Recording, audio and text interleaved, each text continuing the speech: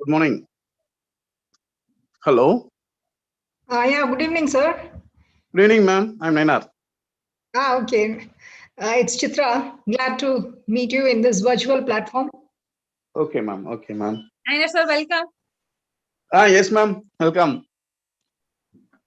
So you've been busy with the budget of Tamil Nadu. Yes, ma'am. Yes, correct.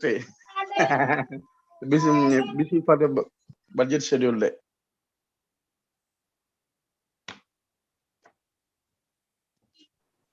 Sir, I think agriculture budget was a hit, I think. Yes, ma'am. Because of a lot of subsidies for farmers and ureas, some other inputs of the way. Oh, yeah. Major amounts of rupees 2,000 from the Pradhan Mantri Awas Yojana and also Pradhan Mantri Garib Yojana scheme is well implemented of the way, ma'am. I know. Nainar sir must be busy with that. Okay, no problem, ma'am. Please add with me. Yes, sir. Yes.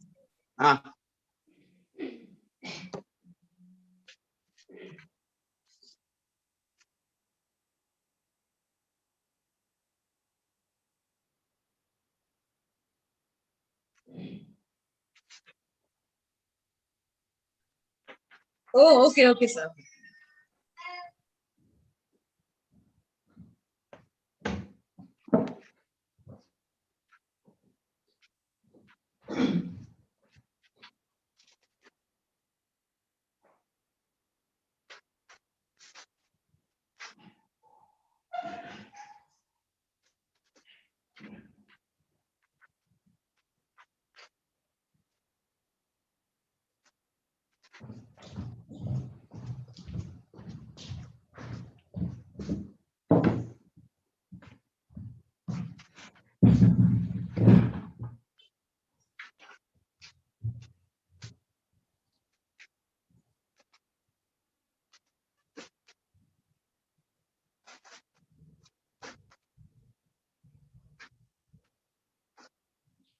One, two, three.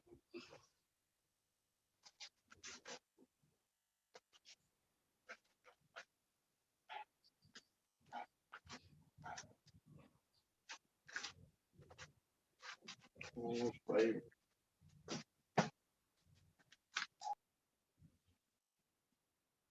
Divya, in 5 minutes we can start. Okay, I've shared the YouTube link, so in 5 minutes you can start.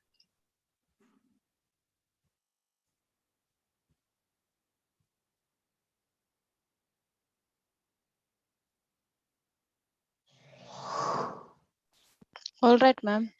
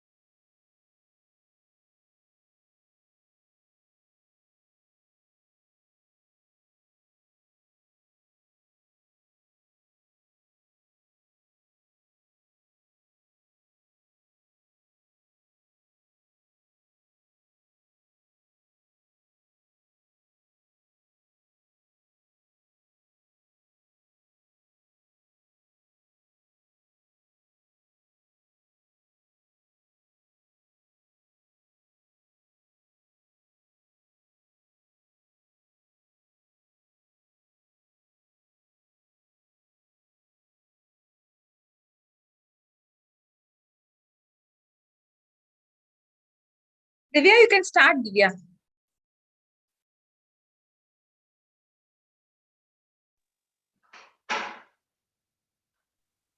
Okay, ma'am. Good evening, everybody. I'm very happy to welcome you all to this conference once again. I'm here to introduce to you our chief guest, Dr. Chitra. Dr. Chitra is an assistant professor in English at Yanfla Centenary College, Royal University of Bhutan. Currently, she teaches master's program in English, supervises the research scholars, and serves as program leader for academic and research. She holds 2 decades of tertiary teaching experience. Her service record includes teaching expertise in areas of English literature and language, along with curriculum design and course development. Prior to her teaching assignment in Shirapsay College, she worked as head for the Department of Languages in colleges affiliated to University of Madras and as a senior lecturer in the Department of Humanities, Anna University, Chennai. Her areas of interest include culture studies, contemporary literature, post-colonial studies, European literature, women's or gender studies with research projects in the field of Bhutanese folklores, action research on students' English language proficiency, faculty attrition and impact assessment, survey of teaching, learning during COVID-19 crisis. She is also an IELTS trainer and has completed the teaching knowledge test certified by the University of Cambridge. She has published over 30 research articles in book chapters, journals, conference volumes, presented papers in 50 plus international and national conferences, had been the overseas examiner for doctoral thesis, member in board of studies for syllabus validation, and in the editorial board of international journals. Her active engagement in international conferences, including virtual platform, is in the capacity of keynote speaker in the inaugural and plenary sessions and as a resource person for online academic workshops and webinars organized by reputed universities in India. We are happy to have such a personality amongst us. We welcome you, ma'am. Over Thank to you. you, ma'am. Yeah, thank you so much, Madam Divya, for this warm and kind introduction. My greetings to the conference organizers, Dr. Christie, the principal of the institution, and respected dignitaries, and the audience, the esteemed participants who are attending this conference. May I know the duration of my talk? 45 minutes. All right. I will just share screen.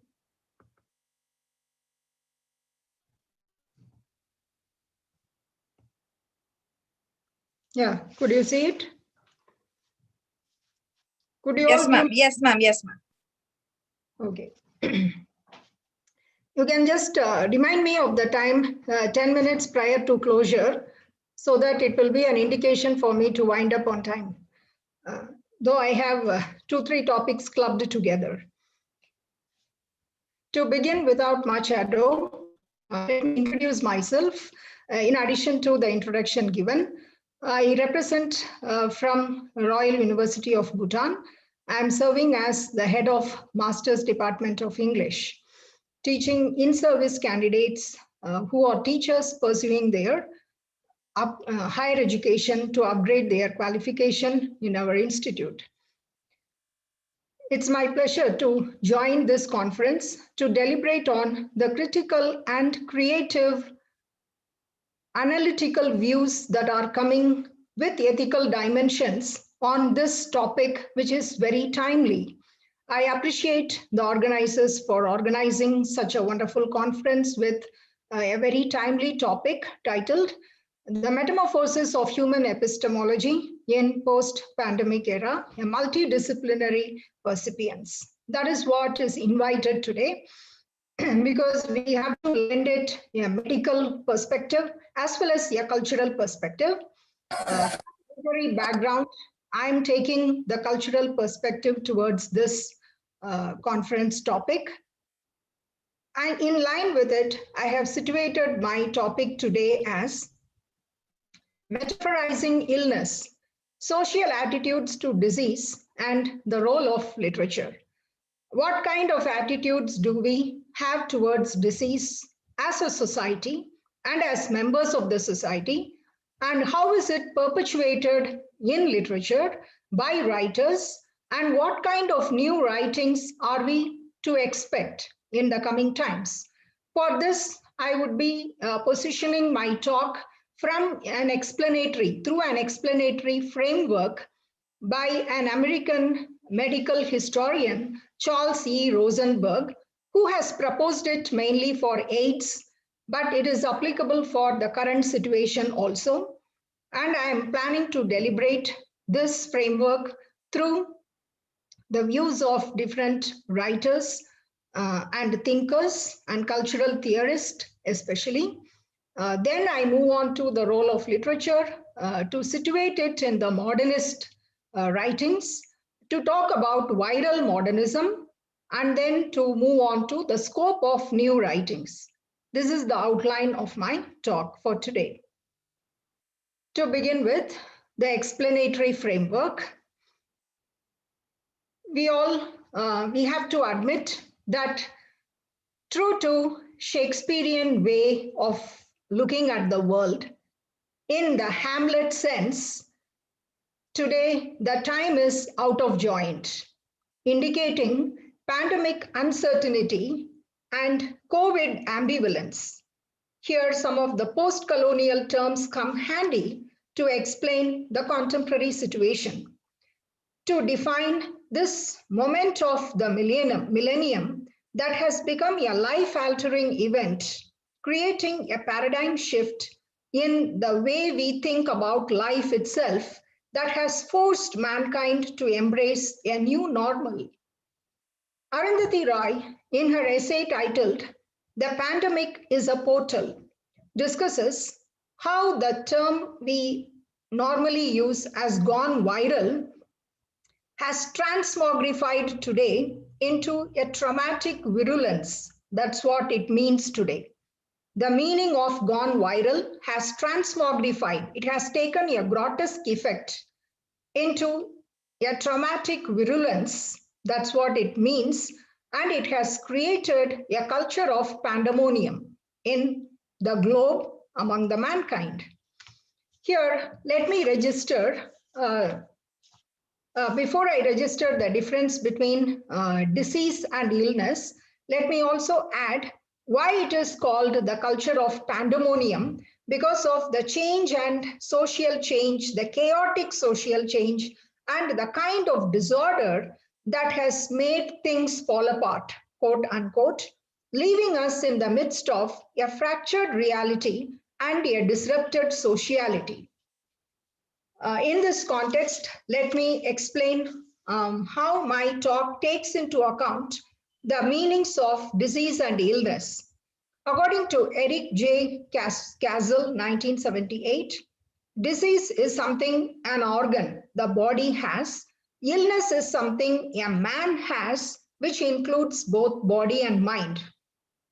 Disease here means infection or injury that affects and requires biomedical treatment, whereas illness include the feelings of pain, discomfort, distress, weakness, fatigue. All these affects both the body and the mind, and such non-disease factors include beliefs, fears, and also cultural values. In this sense, I will be dealing with the term disease and illness in this lecture, taking into account both these meanings. Now, to introduce you to the framework, in 1989, American medical historian Charles E. Rosenberg, in response to HIV framework, and he typically dramatized it as 4 acts in a play.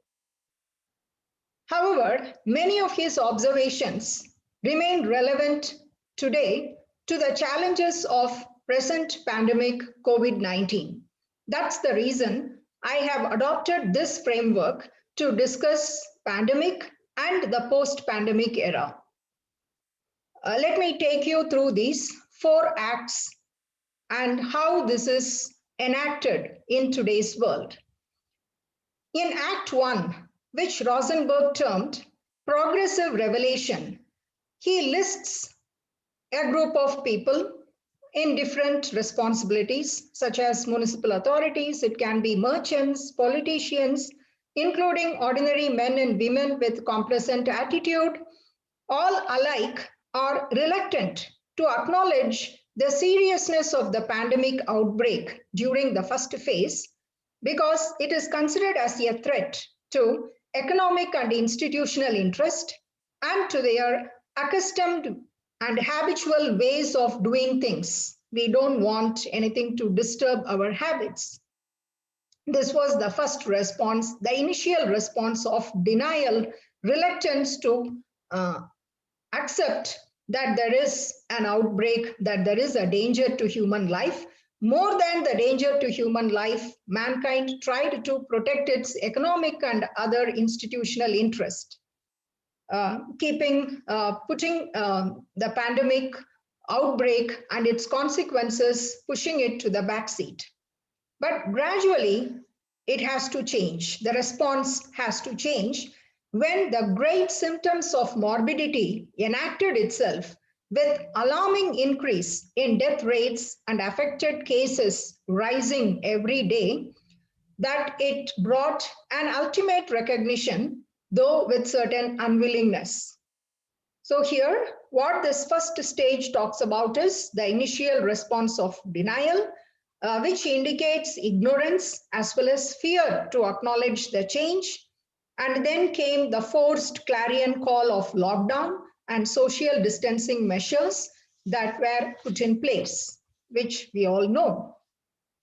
Then if we move to Act 2, termed Managing Randomness, here collective agreement is sought to manage the crisis of pandemic's dismaying arbitrariness. In the previous centuries, the attributes to plague or epidemic or pandemic were sometimes religious, then it became secular and mechanistic, but also moral and social. Historically, the causal relation between plague and sin identified plague as a punishment inflicted by God for the moral depravity of the society. However, the Greek historian Thucydides, in his work History of the Peloponnesian War, rejected the supernatural origin of disease and described the uncontrolled fear of contagion among the public. There is a shift here from religious to social view, religious and moral to social view. Then within the moral and social framework, Susan Sontag's book titled Illness as Metaphor, 1978, discusses how people perceived cancer and tuberculosis. The social perception, the social attitude to disease, such as cancer and TB, was such that not only disease was a stigma, but the sufferers of the disease were also stigmatized on the ground that victims themselves are responsible for their ailment, for the usage of tobacco products, and so on. Then in the companion piece titled AIDS and its Metaphors, Susan Sontag extends the metaphors associated with cancer to the AIDS crisis, saying that disease also carries a moral and social stigma. Corona had also been a vehicle for such social criticism, as well as a rationale for social control.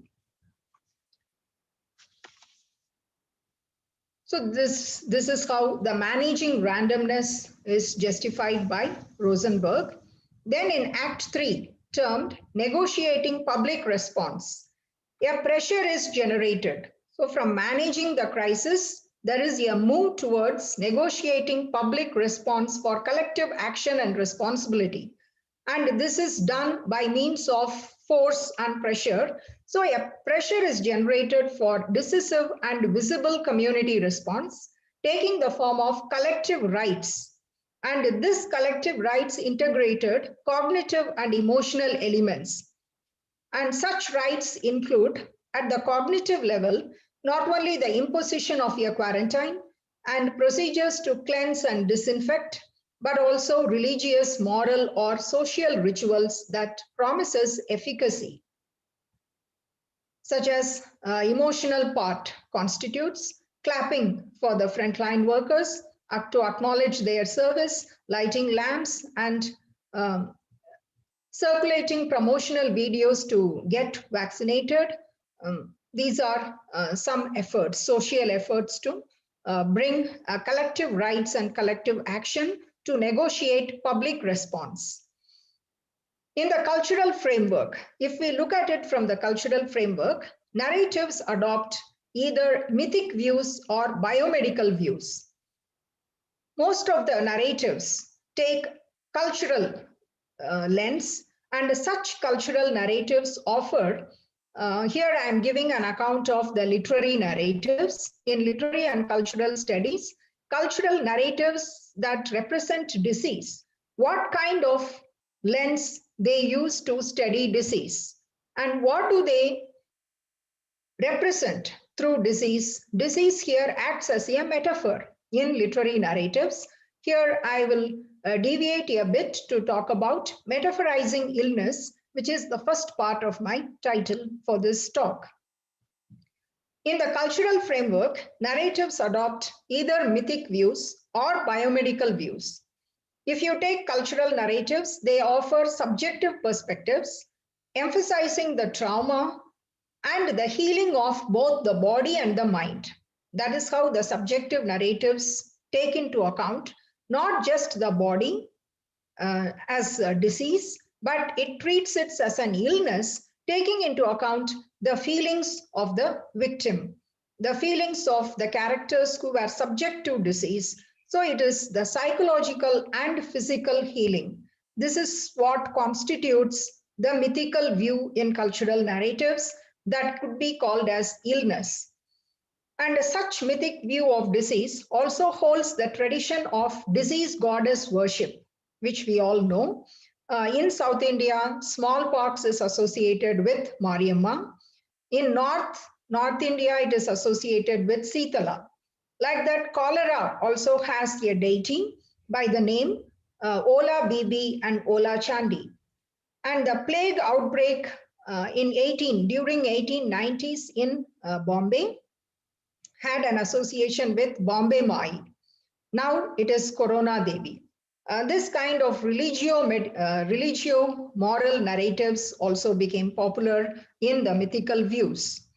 Whereas the biomedical narratives will provide an epidemiological account with objective facts about the risk and rates of morbidity and mortality, emphasizing on treatment, curing the body. It recommends the cure of the body, and it suggests ways and means like vaccination, inoculation to cure the body from the disease or to avoid the infection, to prevent the infection and to get medical protection, which is amenable to therapeutic and also prophylactic interventions.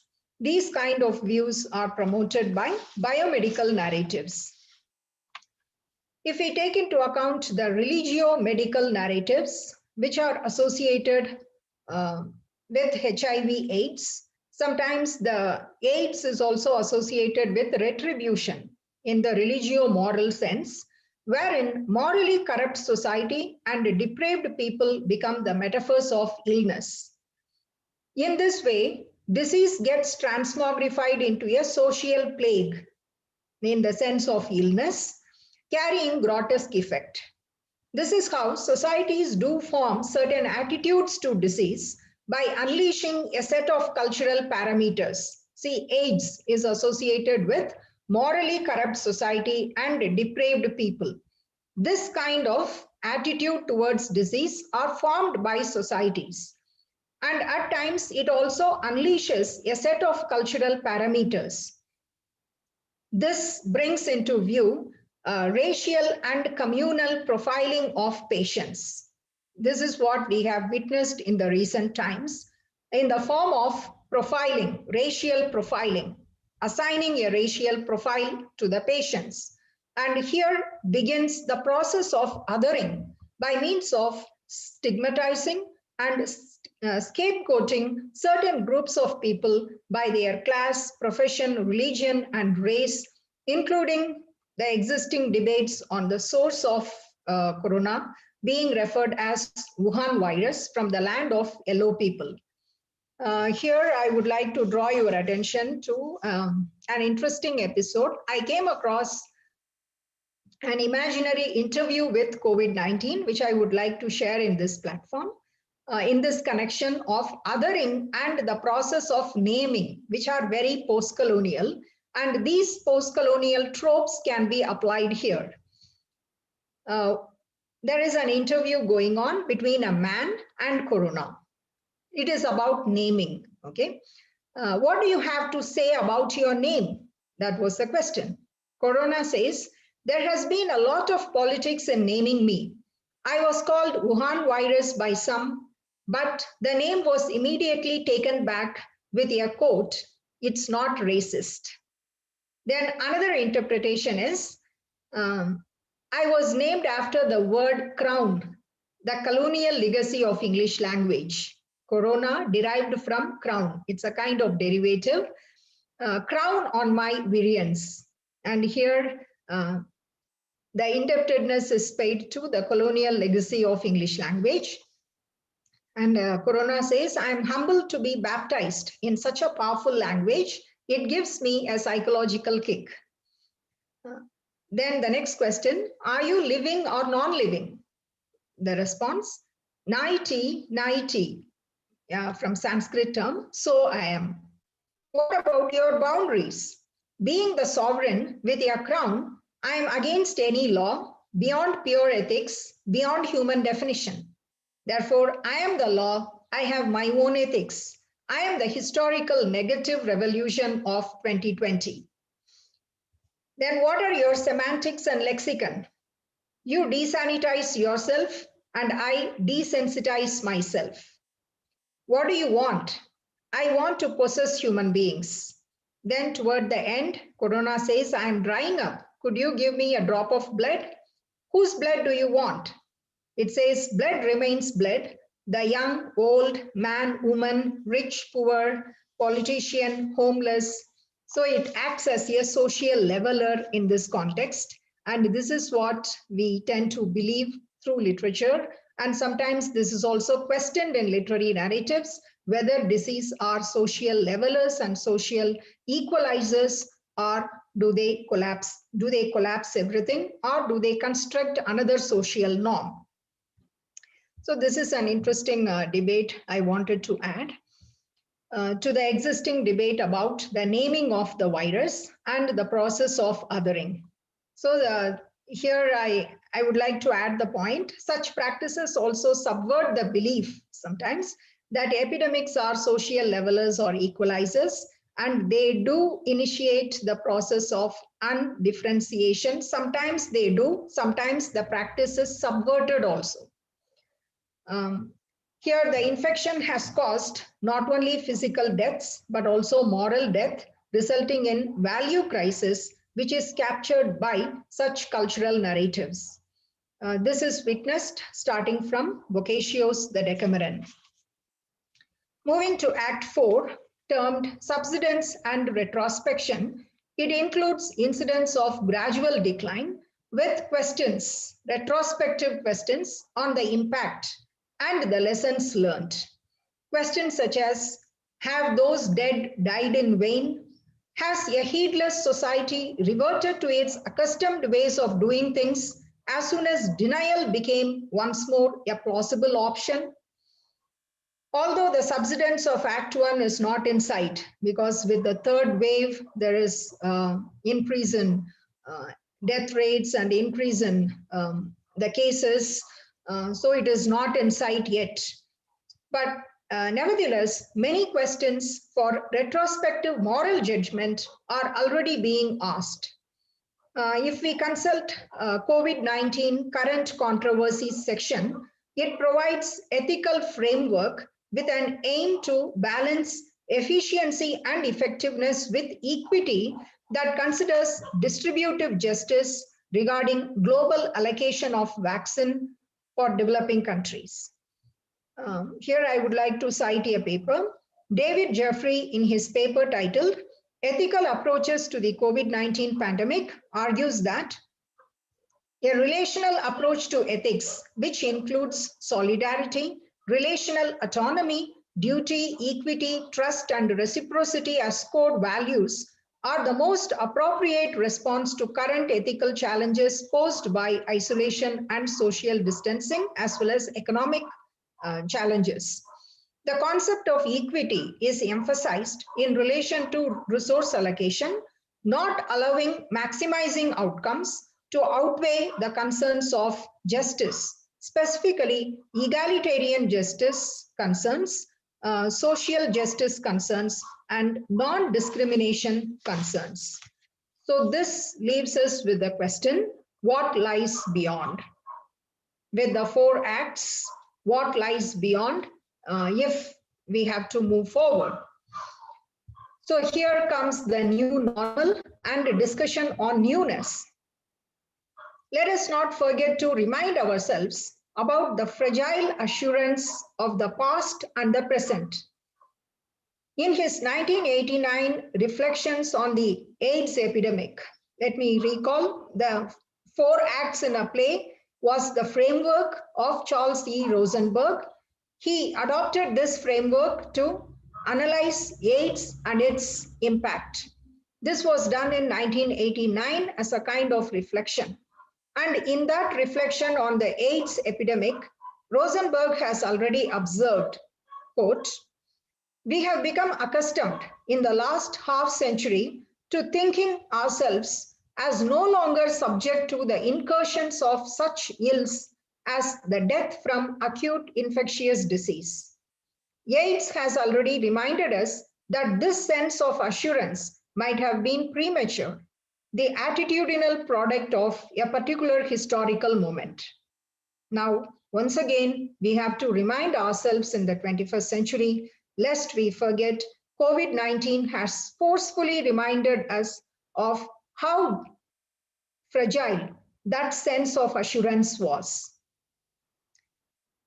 So we are still prone to virus, and we are not completely protected from virus by the scientific advancements of virology research. That is the assurance here I would like to reiterate so as not to drop our guard. And this sort of webinars also enables a critical and creative ethical thinking to inform the society and to shape our collective responses to the challenges of COVID-19, and perhaps even to prepare a little better for what lies beyond Act 4. Because the world has witnessed already epidemics of plague and cholera, smallpox and yellow fever, AIDS and SARS, which has enabled scholars to see at one particular moment in time the configuration of values and attitudes that are so fragmented or so taken for granted that they are not easily visible, and they are also forgotten. But see, they are episodic in nature, like a rhyme: plague and cholera, smallpox and yellow fever, AIDS and SARS. So they had been episodic in nature, and due to their public character, it is all testing the public and our collective response to it. So they have a public character. But these epidemics seem to constitute not only subjects of scientific research or generative objects of scientific research, not only for that purpose, but it also allows scholars to expose in detail, to explore in detail how a society could mobilize itself in a time of such crisis to act out, as Rosenberg put it, propitiatory rituals that incorporate and reaffirm fundamental social values and modes of understanding. Let me repeat, propitiatory rituals that incorporate and reaffirm fundamental social values and modes of understanding. According to this view, the unexpected emergence of an infectious disease that constitutes a critical moment. That is what pandemic is. It was an unexpected emergence of an infectious disease due to virus, and that constituted a critical moment of truth for the globe, forcing the societies to represent themselves to themselves. We have to take stock of the situation now. So how it forces us, forcing the societies to represent themselves to themselves. As Durkheim might have phrased, in forms that are culturally specific and also historically the experiences are singular. With this, representing themselves to themselves, I move on to the creation of a new geography of disease. There is a new geography that is being created, and it is a geography of disease by coding the regions. All the zones are now color-coded zones as red zone, yellow zone. So this is how the movement is. Or it could be border sealing and increased vigilance, which makes migrants and immigrants to be seen as human carriers of virus. That creates a sense of social panic. Despite social distancing measures and observance of COVID-related protocols, here humans are also visibly seen as carriers of virus. This is one social outlook. This social outlook has changed our social behavior and our social interaction. According to Alvin Toffler, the world is in the grip of future shock. Future shock is also the title of his work, 1917. It exhibits the psychological angst of individuals and societies. That is what the world is exhibiting today. Psychological angst of individuals and societies. This condition has been caused by the phenomena too much change in too short a time. The globe has witnessed too much change within too short a time, which is phrased by Alvin Toffler as future shock. And pandemic has is rightly doing it. Currently, it is doing it. It is orchestrating it in the stage of the world, and all the worlds has become its stage. Pandemic has installed a fear psychosis where humans are seen as, visibly they are seen as carriers of virus. So it has installed a fear psychosis in the society that is accompanied by anxiety, suspicion, and paranoia. This catastrophe is not just a medical crisis alone or a biological condition caused by an unseen deadly pathogen, but also a cultural trauma that has created pathologies of fear with perceptible changes in social behavior and social interaction among people. This is how medical crisis and cultural trauma come together under the category pathologies of fear. And some of the social lexicon that can be added as the neologisms of COVID-19 could be lockdown, social distancing, quarantine, comorbidity, community spread, flattening the curve, etc. Here, let me also reiterate once again Susan Sontag's book, Illness as Metaphor. It again discusses the fact of how people were seen as victims, the culture of being scapegoat and fearing them and considering that as a social disease. Now let me move on to the last leg of my presentation, that is the role of literature. What is the role of art and literature in producing and perpetuating this kind of social attitude, which I have covered in detail? Similar to the trauma of world wars, Holocaust, partition and the trauma of partition, pandemic will soon be narrativized and it will be historicized. The French psychiatrist Pierre Janet said, traumatic memory must be turned into a narrative memory to restore our understanding, compassion, and empathy as an appeal to our human sensibilities. However, illness narratives will also be tragic. To offer shocking accounts of cruelty, violence, crisis, and trauma that can be redemptive with account of courage, like tribute to COVID warriors, and showing the resilience of COVID survivors. So there could be two dimensions to this illness narrative, as redemptive and resilient, and it could be tales of human travails and triumphs. And now let me situate myself to the modernist literature.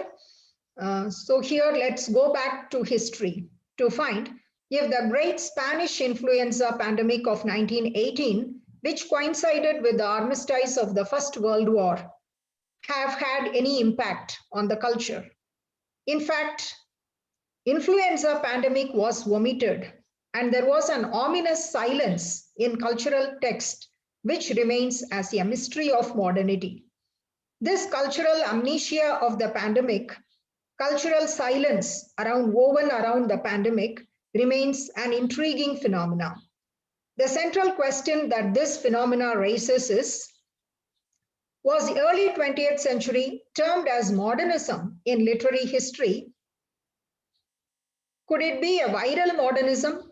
The term modernism, can it be replaced or can it be reappropriated as viral modernism given birth by the Spanish influenza? That's the first question I put before the esteemed audience. Though the modernist movement in art and literature itself was the offshoot of the First World War, was modernism also triggered by a pandemic?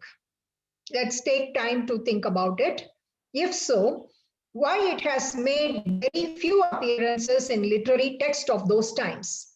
If modernism was also triggered by a pandemic other than that of First World War, though modernist movement was an offshoot of the First World War, why modernism influenced or triggered by pandemic is not finding any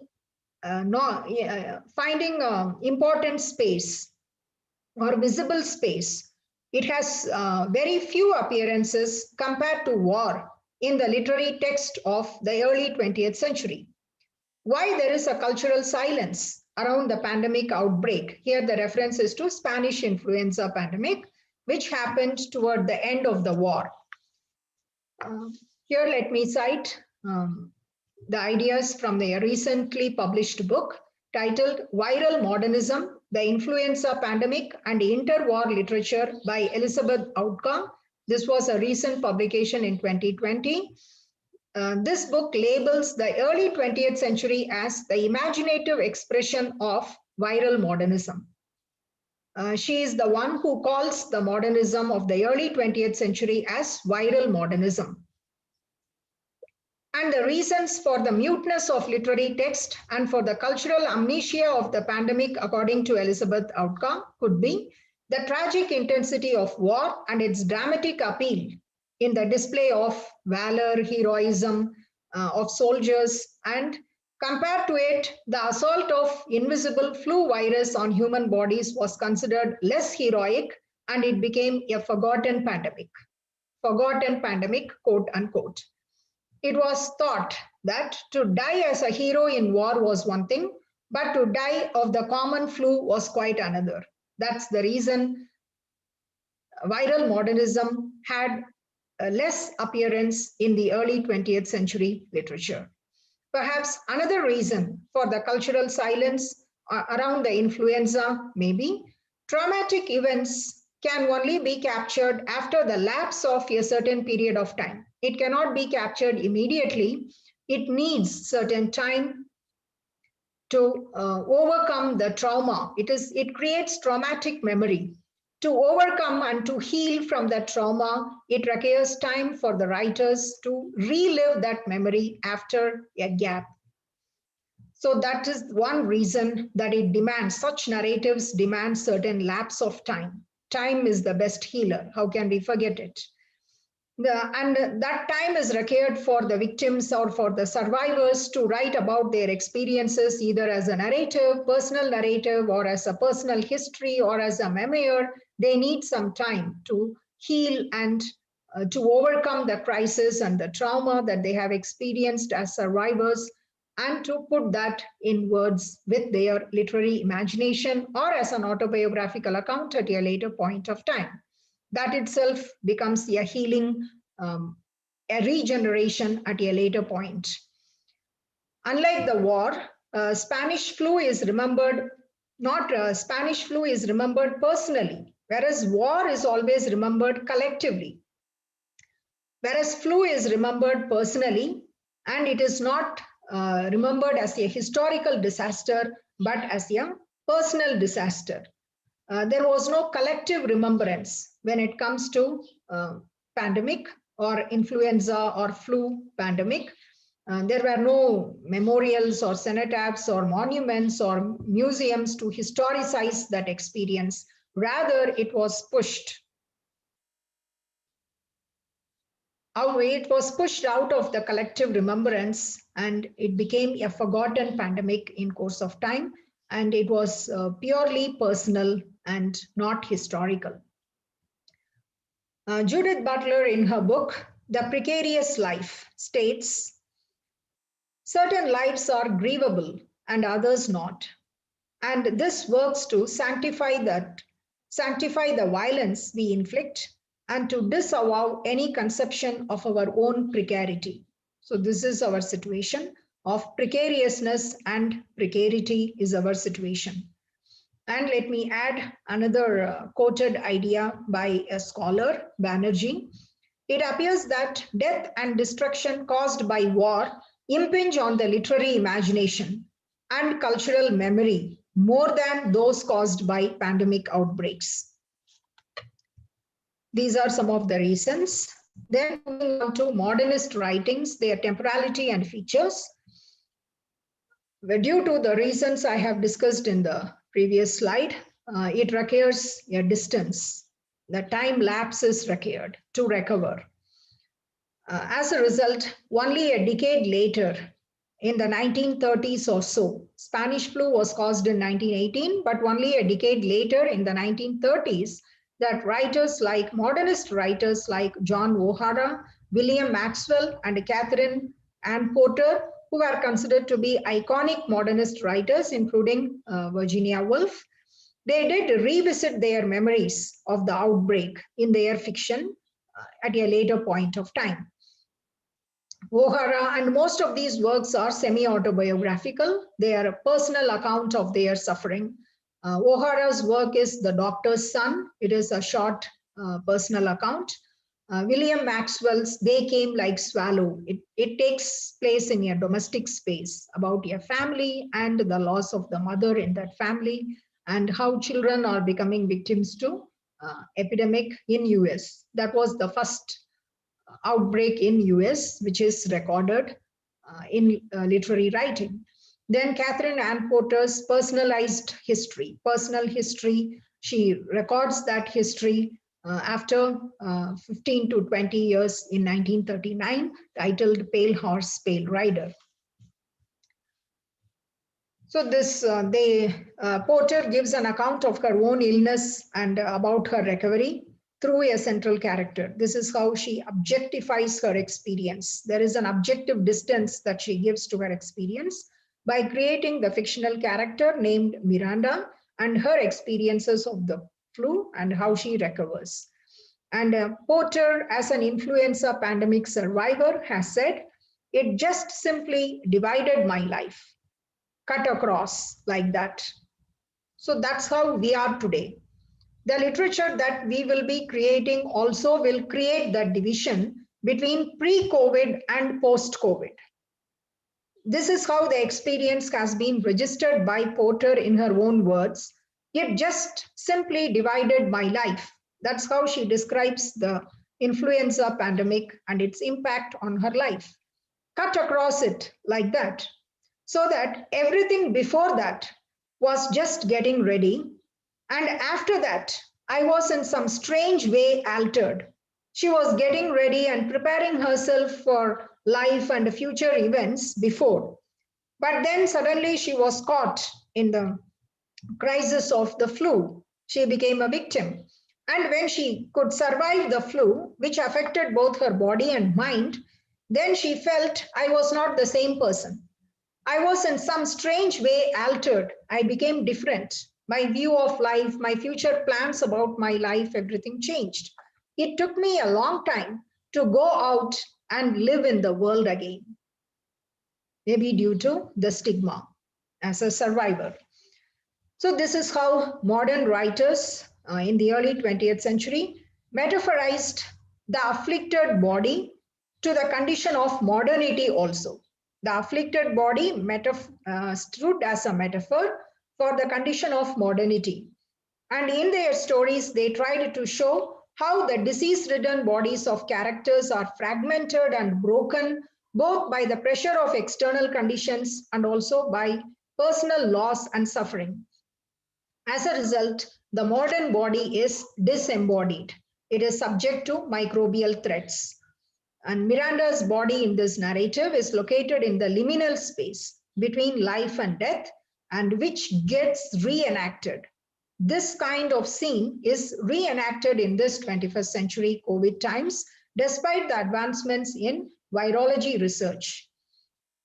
It is the imaginative. Here, once again, let me reiterate the difference between war and pandemic. It is the imaginative construction of the condition provided by illness that Porter is trying to show through this construction, imaginative construction of the condition provided by illness. Porter is creating a keen awareness of how modernity is predicated on both body and on mind. This is how illness stands as a metaphor to represent the condition of the society or the condition of modernity. It could be a metaphor for social ills. It could be a metaphor for hollow ideals in the society. It could be a metaphor for value crisis in a society also. Let me move to the last part, which carries the scope of new writings. If it is divided into pre-COVID and post-COVID literature, what kind of writings we can expect? In this ever-changing literature, ever-changing world, literature too will change. How can we deny that? It will also change after COVID-19, segmenting the literary history into pre-COVID and post-COVID. That is what we can expect, hopefully, in these new writings. And the subject of disease and social disease will find an intense imaginative response from writers across the globe. Writers will use the pandemic either as a central event in their narrative or as a backdrop. This we have already witnessed in literary histories. If I give you a brief historical survey, and from what I have covered earlier also, it is evident that great crisis always produces great literature. And in the past, crises of war, disaster, or outbreaks such as plague have challenged the writer's imagination equally, and they have made literary pieces to emerge out of a diseased environment. In some cases, human responses to plague had been the central event, like in Daniel Defoe's Journal of the Plague Year in London in the 1660s, or like Mary Shelley's The Last Man and Albert Camus' The Plague. Or in some narratives, it could be in the backdrop.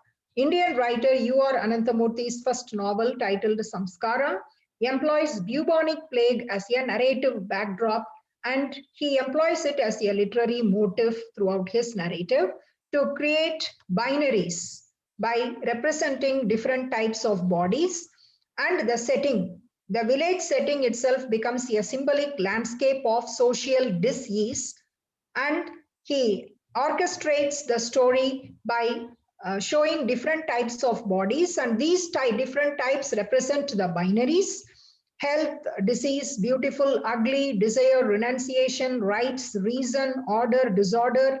So this kind of binaries are exhibited over the bodies, and plague itself acts as a metaphor for value crisis experienced in the society that breaks the society and fragments the social order.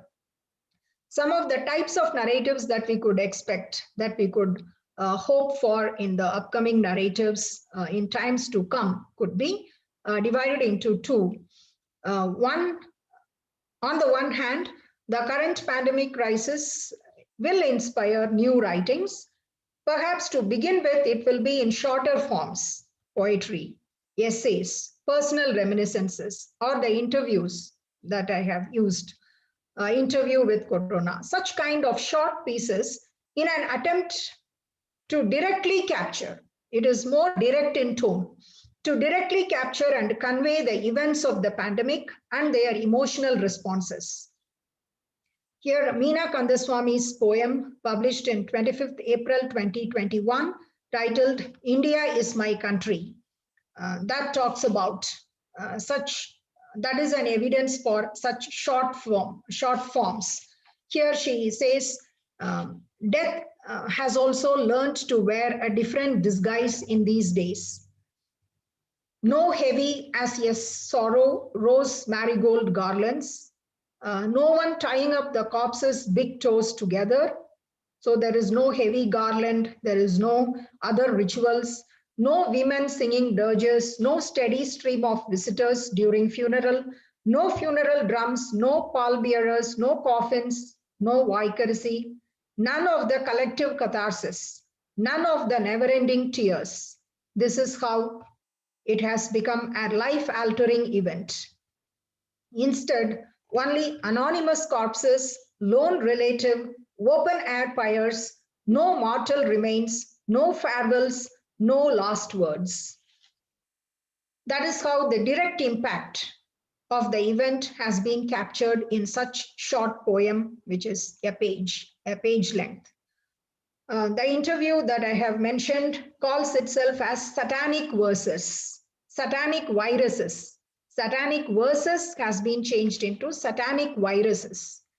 So some such titles we can expect in the longer narratives, such as novels and memoirs, which are still awaited. Some of the imaginary titles could be Life or Love in the Times of not cholera, in the times of pandemic. 100 years of solitude could become 100 years of social distancing. Who knows? And other titles could be For Whom the Bell Tolls. So such imaginative recreations might happen, and that is what we await. And why it takes a longer time to produce a substantial narrative? Because to represent the traumatic crisis in narratives as full-length novels and memoirs, as I have mentioned earlier, time has to elapse. In order to treat the catastrophic event like global pandemic with a critical and meditative insight and to provide a nuanced account of it, it won't be very direct. Either it could act as a central event or it could be in the backdrop as it happened in the narratives produced by the early 20th century as an outcome of influenza flu pandemic.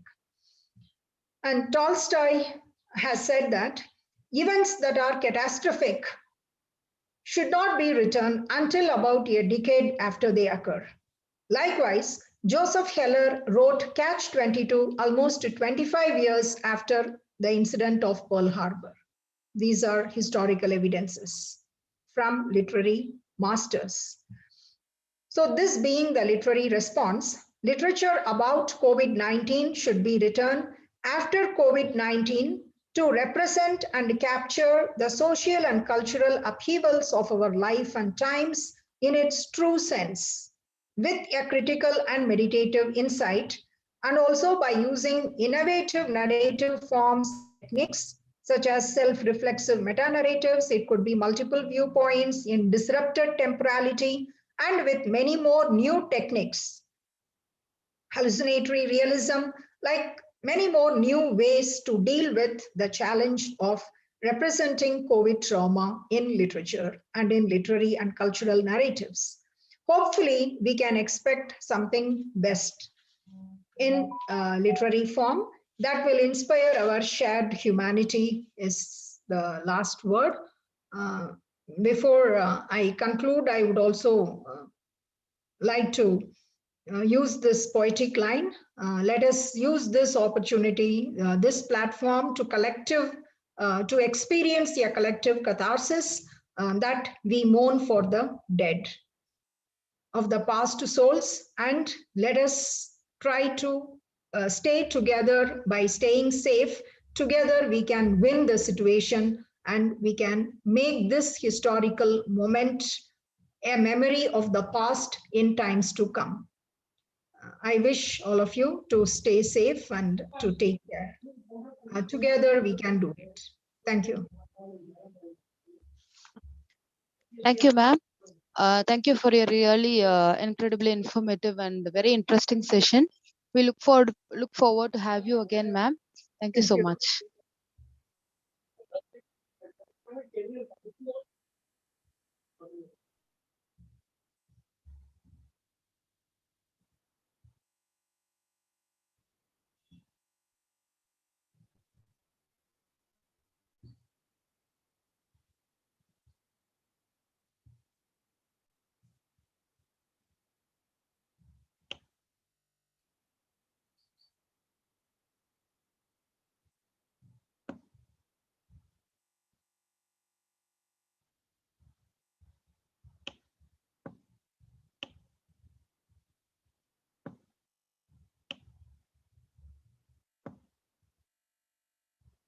Excuse me, shall I leave?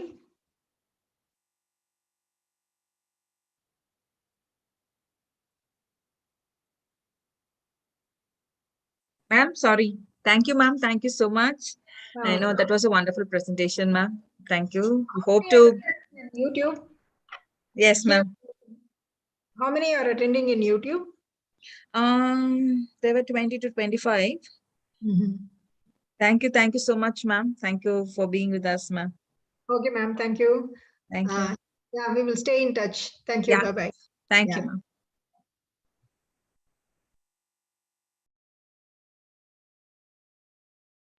Vinod sir? Yes, madam. Good evening. Very much happy to have you here, sir. Welcome you on behalf of our college. Yes, thank you, madam. Thank you so much, sir, for being with us. You know, we've been, I would say this pandemic has brought us very close. Though you are from Malaysia, we were able to have you here. Yes, thank you so much, sir, for being with us. Divya, you can buy your note, please.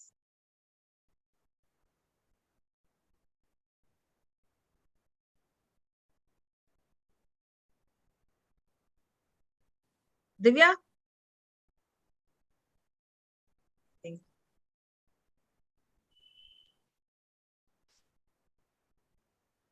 I will just. I'll do it. Yeah. We have in our midst Dr. Vinod Kumar Ramalingam. He's a senior lecturer of he's a faculty of health and science, health and life science in INTI International University, Malaysia. Sir has over 18 years of teaching experience in the field of physiotherapy. He possesses excellent interpersonal and organizational skills with proven abilities in practicing physiotherapy skills and teaching. He's excelled in teaching and physiotherapy practices in both India and in Malaysia. His expertise is in musculoskeletal and sports injuries. He's a self-driven explorer to new paradigms and research development. He's been accredited for outstanding teaching awards in 2015, Professor Emeritus Lifa On Award and Teaching Innovation Award. His areas of research specialization is ankle sprain, chronic ankle instability, sports injury, musculoskeletal disorders, and he is actively involved in educational, health-related research activities, published 14 research papers, and presented 19 research papers in national and international conferences. He has worked in research grant from National Institute of Sports, Malaysia. He is currently doing PhD in sports sciences in Uttar University, Malaysia. We are happy to have you among us, sir. Yeah, thank you for introducing me, Ms. Divya. And I take this opportunity and to share my knowledge this evening. And before going to that, I'll just share my slides and just. Okay, I think the host has to make me to share my screen.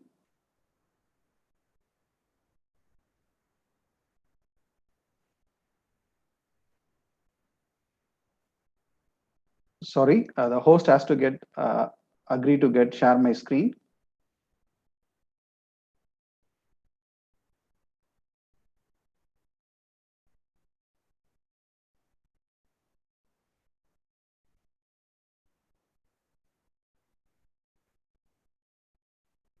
Okay.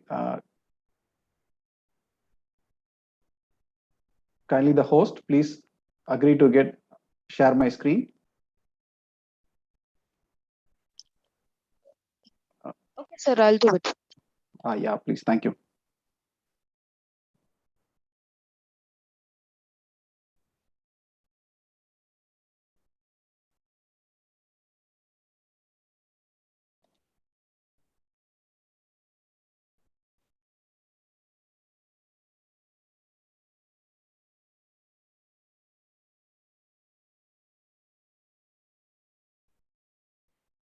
Okay, so very good evening to all and the participants and also the organizer for this event. So I thank Dr. Christie, so the head and assistant professor of Department of English and Bishop Cadwell College for having me here. It is my pleasure to share my knowledge in this metamorphosis of human epistemology in the post-pandemic era, a multidisciplinary perspective. So this topic is quite must in this current pandemic, where we are in a unconditional, like we are dealing with the coronavirus, where it is being get different ways or coming out. So now we are expecting the third wave, but still, thank God, so it is not being get slow in its mutation. Okay, let's thank for that. And today, so I'm just going to share how to cope. That is a coping strategies from a physiotherapist perspective for well-being. So that is very important during this pandemic, where our academics and industry workers and children, especially those who are attending online sessions, they are facing. So just intro my university. So this is called as INTI International University, Malaysia. Okay, so they have various branches. I located in the main branch, where this is my campus, the Google view, where we can able to view. So I've been to this campus, I think last year in March 2020. After that, we are working from home, and still we are in home, where Malaysia now there is an increase in cases. Okay, so we have a lot of programs. Okay, so currently running in online.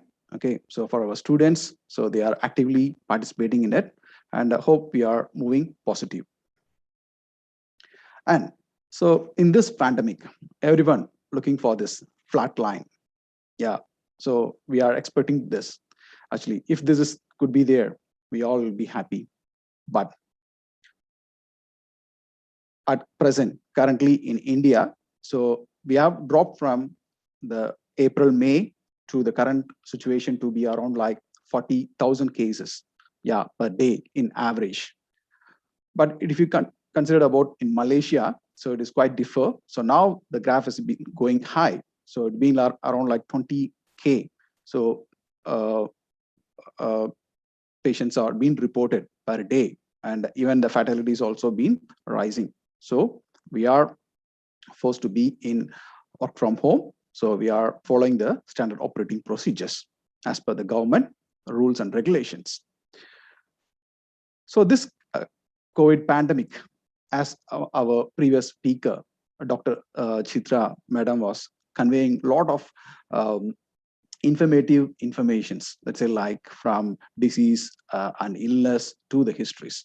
So my topic will be emphasizing majorly about the illnesses and the problems we are able to face, and from that how to cope.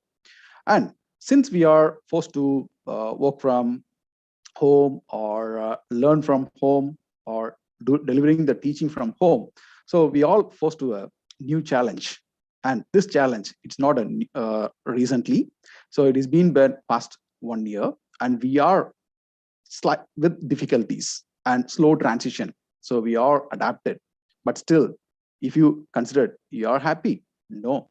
So this kind of new environment make us exhausting sometimes. When we talk to my colleagues, they say like, when we are just going to back to work, because this is not a normal life we lead before. So because our brain has been get adapted to a normal life, but it's not adapting to the new normal life where we place remotely inside the home.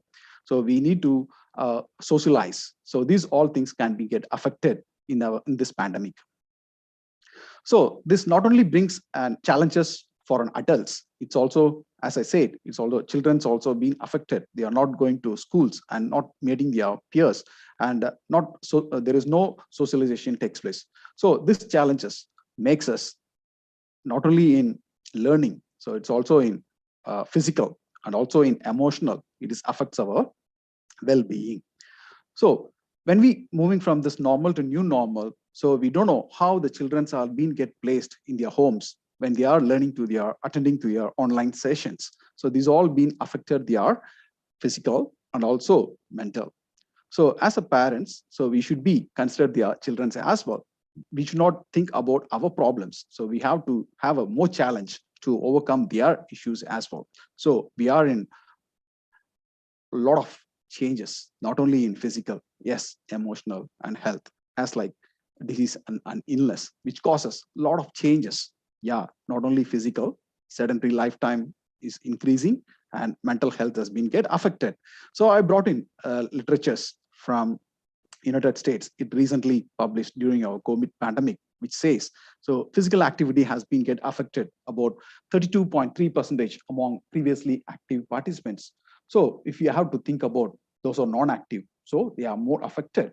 And screen time, yeah, is this associated with current mental health problems? Yeah, so we are forced to be in front of the screen for a long durations, knowing or unknowing. So other side, self-isolation and quarantine also associated with high depressive and anxiety symptoms. This indirectly affects our mental health. So when you consider this compared to social distancing, so this is being get as a higher percentage of affecting our health. So we should be more careful in dealing with this. It's not end here. So it's also increases sedentary behaviors and physical activities get decreases during this lockdown, and also post-lockdown. Also, we are feared to go to a normal life. So, and time spent increases. So this is not only from one country. So other countries also, they have studied. So this is a study from Italian university students. So they face the same issues. So because they are learning from home, so they face a new challenge. So this challenge is not only affects physical and mental, it also affects the sleep patterns of an individual. So why? So because the professionals are forced to work from home and they are thinking like they have to get work for 9 to 5. Yeah. So this is a good literature which is still telling about study on the corporate peoples and students, which says like extensive feeling of sleeplessness. Yeah, with significant increase in daytime nap duration. Hope you or me will be normally encountered this for the past days. Yes, so this has been affected due to not organizing our work time, and this leads to indirectly depressive symptoms. And also the symptoms, it's how it looks like. It will be a headache and insomnia and digestive problems sometimes, hormonal imbalances and fatigue. So these are some of the hidden facts which will be get affected during this COVID pandemic because of we are living in isolated workplace. And we was thinking about, so working from home is a positive aspects. How? Work flexibly and can contribute to better balance between our professional work and family life where we didn't come across in our entire life. Yeah, so that we will be thinking like, yes, it reduces our commuting time and environmental pollution. Yes, that is good. But other side, there are a lot of negative aspects. Only few positive aspects are there. They are, it's being causing the feeling of being at work for a long time. Yeah, absence of breaks and night work and works on weekends. Yes. Yeah, these all are continuing. So this makes a lot of feelings of isolation among individuals. Yeah, loneliness and absence of social support. This helps at work, frustrations and feelings of professional isolation. So these are all the lot of negative aspects which has been we learn, we are undergoing in this current pandemic. So it reduces the home comfort. Yeah. So previously we are used our home as a domestic space. So I actually say like it's not a domestic space. So we have used as a comfortable space for to be asked to get relaxed and leisure and rest. But now it is actually a domestic space, so where it is being affecting us. So we cannot able to incorporate into our work style and also for our family life. And use of inappropriate furnitures, yeah, sometimes can favor inappropriate postures. So this is going to cause more of health concerns. This is going to affect the well-being of an individual, not only in olden age. This is because olden age we are come across due to aging process, but now because of young peoples, they are get affected to this. Yes, and this was ergonomic conditions that associated with absence of break time and long work days. This can lead to pain and musculoskeletal disorders among the people. So we can see here a lot of negative aspects. So when you're doing this work during this pandemic, yeah, how this musculoskeletal disorders come in? Yes, posture. So we can see this picture over the left side. Okay, so they have good postures and bad postures. So this good postures will help us to understand about, yes, so it's perfect, but there are bad postures. Yes, we do see people's walk in around us in our home. Okay, they do adapt different postures. Yes, is it good? No. So adapting a good posture is very important to lead a healthy lifestyle. But if you adapting a bad posture, it's not a good. Why I say like it is not good? So from its definition itself, posture says it is an attitude. So if you say like posture is an attitude, yes, it is an attitude of a person. So we always say like attitude is as a good to learn. Even we remember our grandparents, they might be advising us to be a good person. Yeah, so that's what, when we considering about our body as a whole, so we have to get more responsible for it. So we have to maintain it in a good attitude. Why I say like stressing about is a good attitude? Yes. So this posture is being helps to good attitude will help you to maintain a good muscle activity. So you imagine like when you're maintaining a good posture, so your muscle activity is been working in a perfect situation. But whereas if you think like you're adapting a bad posture, so your muscle does not going to work in a right activity. So there could be an abnormal activity could be takes place. So that's why I say like musculoskeletal disorders. Yeah. So we should not want to create a musculoskeletal disorder. So if you're being a good attitude, so this muscle activity will coordinate you in a right action, and it will helps you to maintain a stability. Yeah, of course, our body muscles acts to maintain our body stability. So this all will be get affected. You can see here right now, I don't know how many participants here will be adapting these positions, because now we are working from home. We are adapting a convenient postures, sitting in sofa and bed and standing, okay, in front of monitors, okay, and we adapt to different positions, whichever is comfortable. I don't think so. So these all bad postures. This is a bad attitude again. So what happens if there is a bad attitude? It will affect our muscle activity. So this will cause us it won't produce a proper coordination in our muscle actions, and it will produce a abnormality. So that will makes us to go for unpleasant and poor quality of life. So it indirectly, it makes us to put you in a unhealthy lifestyle. Yes. Yeah. So it will makes us to develop a poor life habits. So it's not a good attitude. So this will indirectly lead to weight gain. Yeah. So we are not happy on ourselves. So we have to love ourselves to make ourselves to be healthy. And this will also affect our sleep.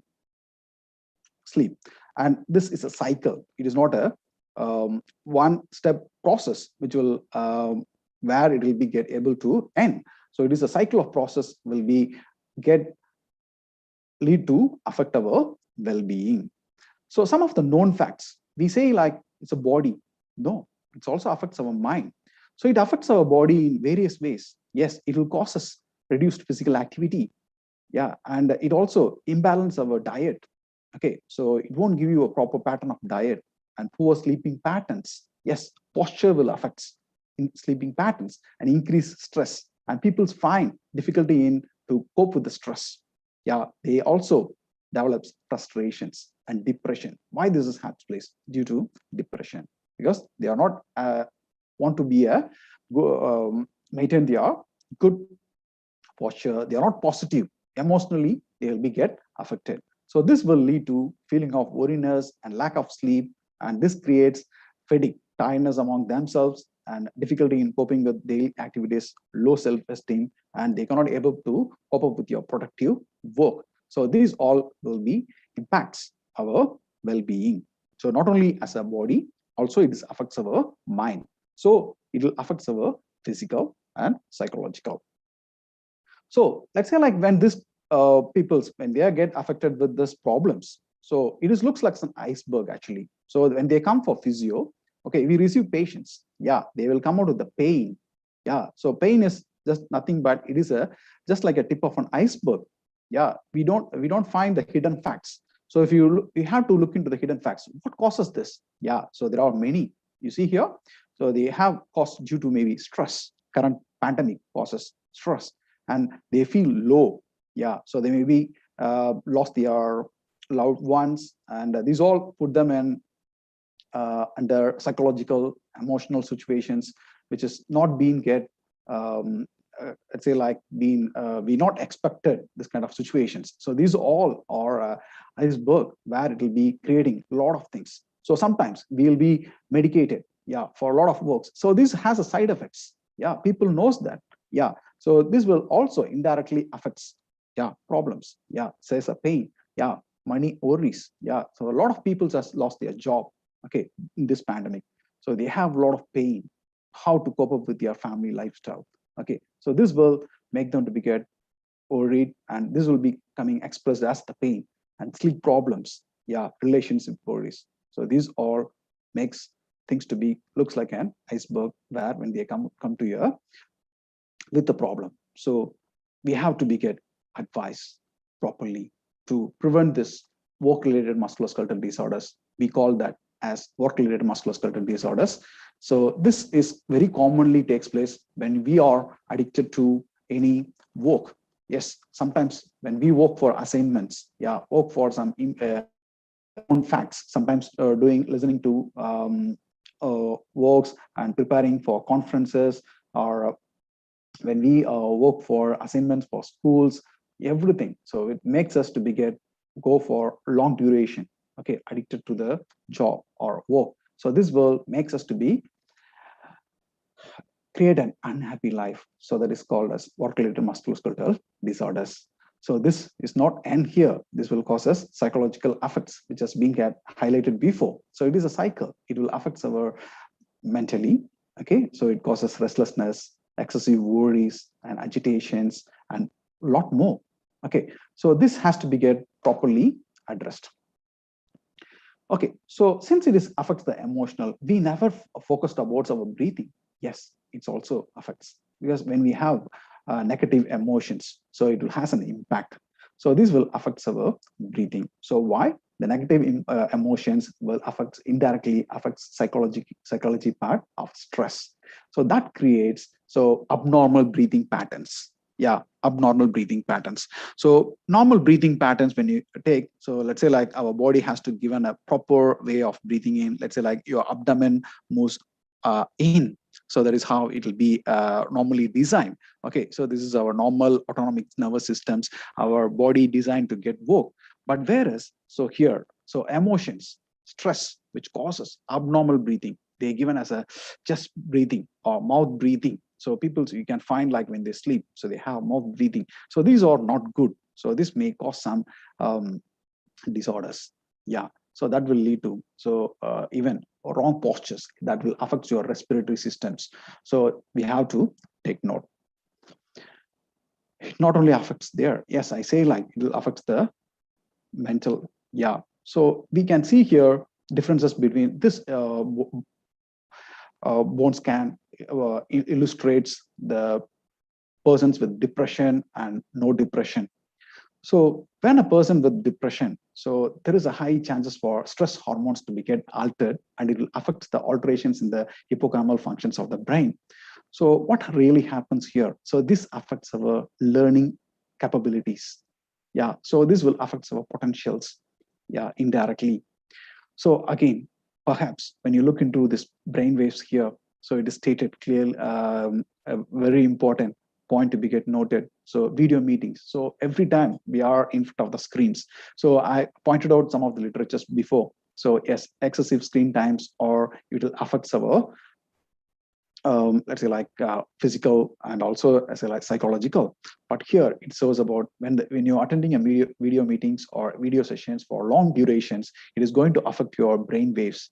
So that's how this has been, the graph has been said like, so the normal pattern of waves will be get affected indirectly. So that will affect our brain potential functions. So scientific findings, what it says is every additional hour spent watching television, it's like this is an old study, 2010, but it is being connected right now, because now we are not watching television. Sometimes we are watching in front of the laptop or smartphones. Yes, so this will make us to be get associated with 11% of increase in risk of death. Yeah, according to American Cancer Society, they said like men who sat for more than 6 hours per day have a 20% higher overall death rate compared to men who sit for 3 hours or less. So that means like, so we have to make ourselves to be get active. So we should not be live a sedentary lifestyle where which is being get knowing or unknowingly we are placed in this. For women, so it shows about 40% higher. Yeah, we should be more caution in it. Yes. So do you think we have solutions for it, all these problems? Yes, we have. How? So we have to change our attitude. So when we change our attitude, we have it. Yes. So we have to remove, I can't do it. So we have to remove the T and we can say, I can do it. How? We have to move. So keep moving. Moving. Where? Inside your home, outside your home. That means like not outside your workspace. Let's say like around your home, inside the home or around your home. Let's say like when you have a veranda or balcony, so we can use that space which is available. Don't say, I don't have much space. Don't compare with anyone. So you do. So what you have, you adapt what you have. So prolonged sitting is associated with significant health implications. So slower metabolism and stiffness and tightness of the joints and muscles. So that will indirectly reduce your productivity, as I highlighted before. So we have to keep moving to prevent it. So research has states that, so it requires 60 to 75 minutes of moderate vigorous exercises to overcome a full day sitting of work. So exercise will help you to get release all these problems. Yes, it maintains your good joint functions and muscle works, and to maintain your good body functions and make yourself positive feeling. Yes.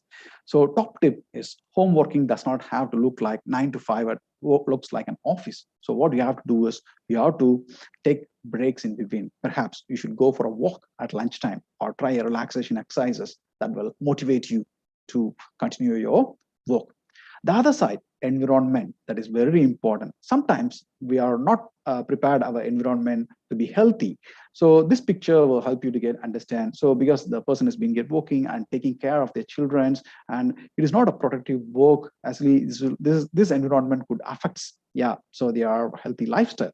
So fighting for space, that is also could be a big challenge. So this environment is very important to create ourselves comfortable and enable to do a good job. So what we have to do is we have to design. Okay, so we have to plan from the available workspace in your home. So we have to design it for homework and also for your office work. So that will engage you to go for good productivity. So engage kids with proper desk and allow them to get work separately. Okay, and assist them quite often. So don't mess up things. Okay, and the other side is very important in aspects of this pandemic to be noted is because everyone is get involved in, even me and you or others. Yes, everyone is involved in front of the screens. So it makes them to be ergonomically not designed. If you work in an office, so sometimes we find like our office work setup is being ergonomically designed. So they have good monitor height and they have a good monitor length, and sometimes they have a good armrest sitting supports. But when you work from home, we not designed with this proper ergonomic designs. So indirectly, it will affect our healthy lifestyle. So what we have to do is we have to think about perfect, make fit to be a ergonomic, to be a perfect right angle for everything. So that's it, like you have to maintain your neck, okay, your arms, okay, your hip, knees and foot all in a right angle. Okay, so that helps in make you to be a proper healthy person. So we have to monitor the height. Yes, height of the chair. So make sure don't hang your foot. Make sure your foot is on contact with the floor. Using a responsible chair, that is very important. Yeah, so we should responsible for ourselves. So that's what I say, like good attitude. So we have to consider us first. Be careful of forward posture. So this is quite common problem right now. We are coming out. So let's say like this is make us to this is the forwarded posture. So this is going to cause a lot of neck musculoskeletal disorders among people. So say like not only in let's say like causes problems, there is also causes like awkward postures. Yes, so we have to make ourselves to be get rid of this and make ourselves to be fit into a healthy lifestyle. So other side, important ways. Yes, our children are right now, few children, they are not affordable to go with laptops and desktops. They are still listening their online classes with using handphones. So I advise, make them to be use a proper ergonomic for handphones as well. So they have to use a small stands. So this is normally an what do you call like customized stands. So they can prepare in their homes to make their mobile to be fixed, and because this will help them to be avoid this kind of forward neck postures and make them to be more healthy. Exercise. Hope we know that before COVID, exercise is important for life. Yeah, quite long. But what happens really? This pandemic has put us inside our home. We think like we cannot do exercise. No, not like that. We can fit in. So we can do exercises inside the home. So which helps in overall well-being.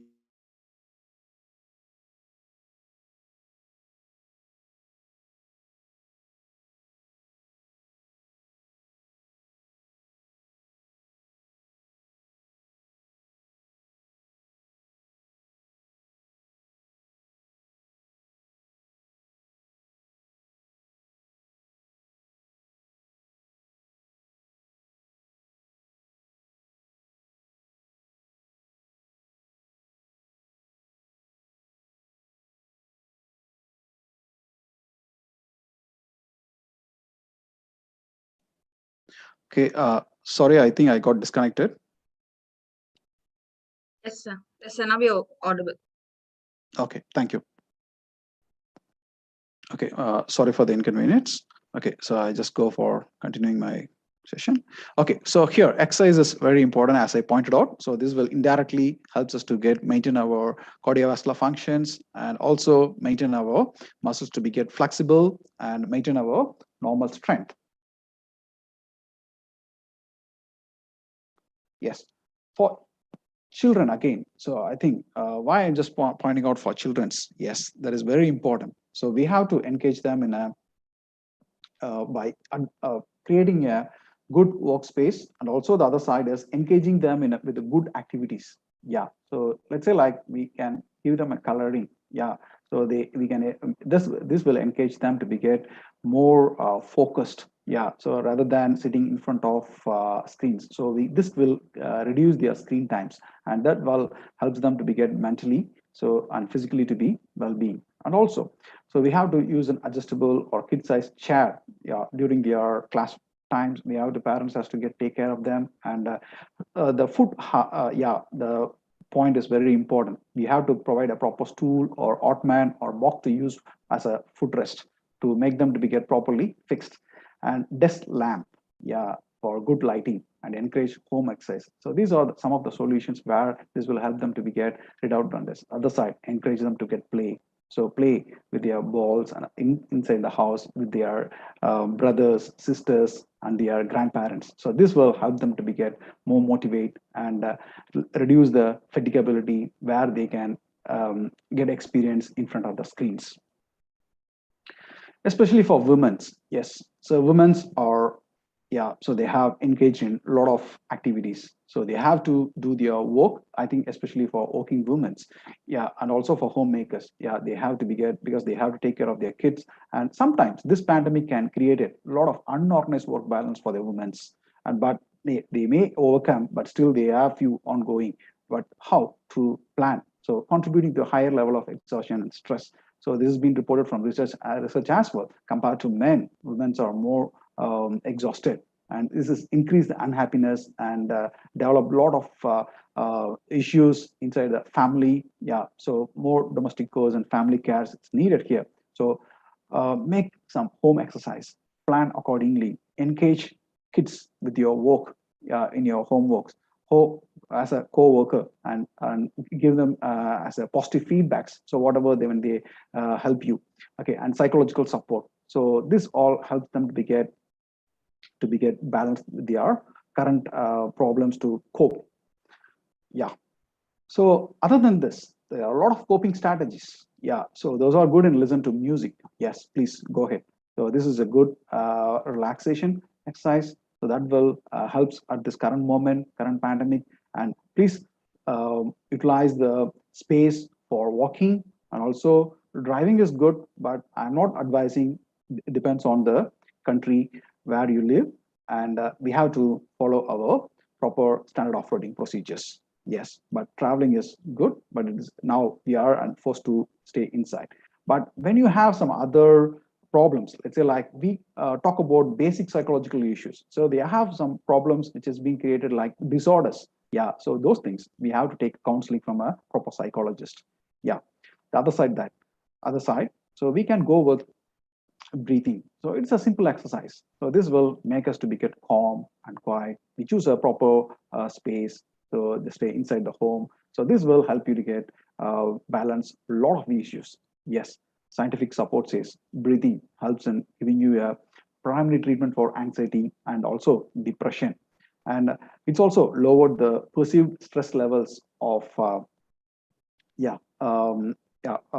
stress levels among the university students, yeah, on their stress levels, and also short duration of breathing as well, that helps about stress levels among the patients. So when they are having a problem in general anxieties on the doctors, sometimes even this pandemic will create a lot of issues. Let's say like they cannot get proper appointments and proper bed, all those things. So please make sure to be get pre-prepared to work with this kind of exercises. This will help you to get cope from a lot of catastrophic problems what we are just going to encounter. And so if you take breathing, so it's say like it helps in coping to improve maintain our posture, release our pain, and improves our immunity level. Okay, and supporting to maintain our proper digestion as well, and maintain our body blood pressures, and detoxifies our body, and to maintain our immune systems, and decreases the stress level. So if you think, so a lot of benefits the breathing have. So this kind of exercises we can adapt. So this will help to simple exercises, home exercises, coping strategies, make us to be happy. So simple tips for well-being. Make your attitude is everything, what I want to convey. So love to do movements. Yeah. Movements means just not like walking. So even we can sitting, we can do some movements for your neck, for your shoulders, for your hands, all those things. Don't make things to be get stiff. So environment, organize your environment before start up your work. So that will helps to be a happy day to complete. And proper ergonomics, that is very important. So use economic, as I like the facilities to just plan to design the work setups and keep going. And some exercises, say like free exercises, stretching, okay, this all, and finally breathing. So these all help you to get cope with preventing you from bad postures. Yeah. So, and finally, gratitude. Yeah, gratitude is the best attitude I want to convey. So that will help you to get rejoice and make you from change. So what are the problems you have? So good thing is we have to change our attitude. Finally, so we have come across a lot of problem with the Cinderella hypothesis in the current pandemic, and also previously we have this. Those are working with the desk job workers. So now this webinar, I like to make it to be very clear for rescue the Cinderella for people those are working in front of computers and children those are listening to online classes. So make them to be get follow the stick. Let's say like roll, relax, and reset. So how we can roll? Let's say like when you roll, let's say like make your shoulder to be get drop your shoulders because usually you'll be dropped. So you just roll back. Okay. So if you roll back, your breathing will be good. So when you adapt like this, so this will breathing will affect. Let's say like which makes your alternate muscles. Let's say like we have the accessory muscles of breathing will be more prominently used, so that can be get prevented. So and it will be increase your volume of space in the lungs, so that will give you a good oxygen exchange and maintain your healthy lifestyle. Okay, and yes, relax. So make your good posture. Are you sitting in the right position? Yeah, have a good back support, good arm rest. Let's say like sit back in your chair. So this all sometimes when we are work dedicated, so we try to not to focus on this. So we try to in your work take a break every 30 minutes or 1 hour. So you just take a break and then just do that. Okay, and reset.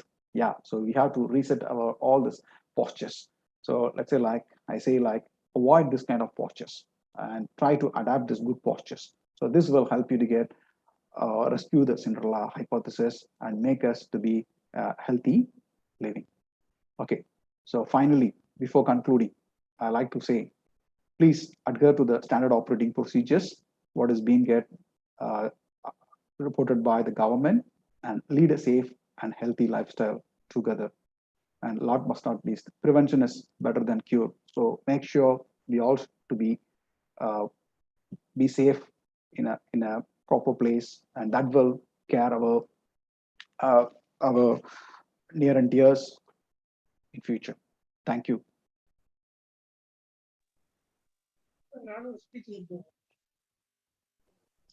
Thank you, sir.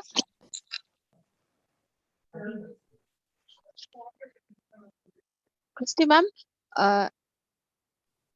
Yes, I'll thank you, sir. Thank you so much, being with us and giving us a wonderful talk on this time, what we require, especially for kids and also for the humanity today. We are stuck up at home and we are in need of exercises and all that. So that which we wanted today, you have told us very brief, and it is also a necessity.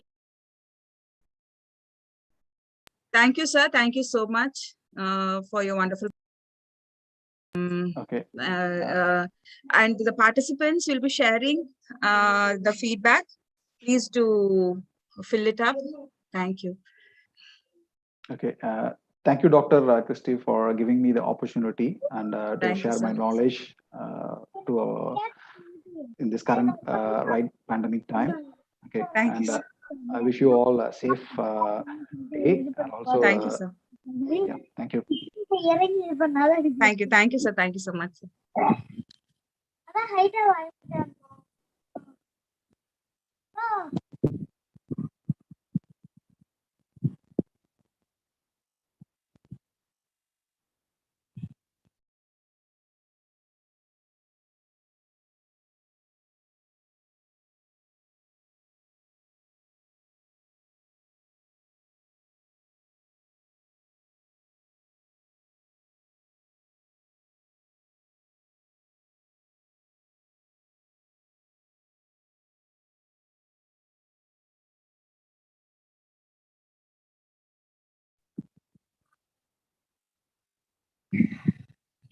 Christy ma'am, good evening.